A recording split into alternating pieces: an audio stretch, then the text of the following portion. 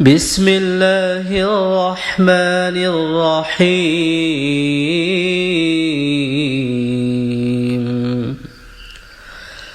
إنا أعطيناك الكوثر আল্লাহ তাআলা বলেন, হে মুহাম্মদ সাল্লাল্লাহু আলাইহি সাল্লাতু ওয়াসসালাম, আমি আপনাকে কাউসার প্রদান করেছি।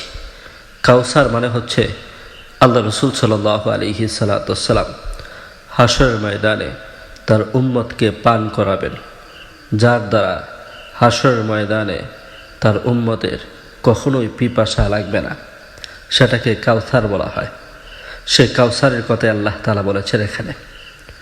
পরবর্তী আয়াতে আল্লাহ তাআলা বলেন, ফাসাল্লি লিরাব্বিকা ওয়ানহার।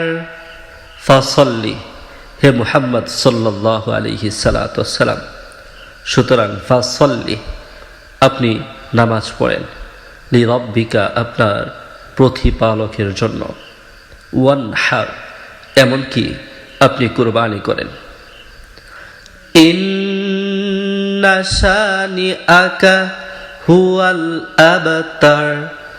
ইন্না শানিআকা, নিশ্চয়ই যারা আপনার প্রতি বিদ্বেষ পোষণ করে, হুয়াল আবতার, তারাই হচ্ছে নির্বংশ। এখানে আল্লাহ তাআলা আল্লাহ রসুল সাল্লাল্লাহু আলাইহি সাল্লাতু ওয়াসসালামকে কাফেররা নির্বংশ ডাকত, আটকুরা ডাকত। আমাদের গ্রামের ভাষায় যাকে আটকুরা বলা হয়, যার সন্তান হয় না। যেহেতু আল্লাহ রসুল সাল্লাল্লাহু আলাইহি সাল্লাতু ওয়াসসালামের পুত্র সন্তান জন্ম হওয়ার পরপরই মারা গেছে, এই জন্য আল্লাহ রসুলকে নির্বংশ ডাকত।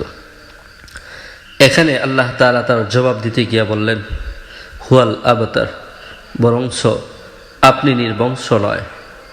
নির্বংশ হচ্ছে যারা আপনার প্রতি বিদ্বেষ পোষণ করে, তারাই।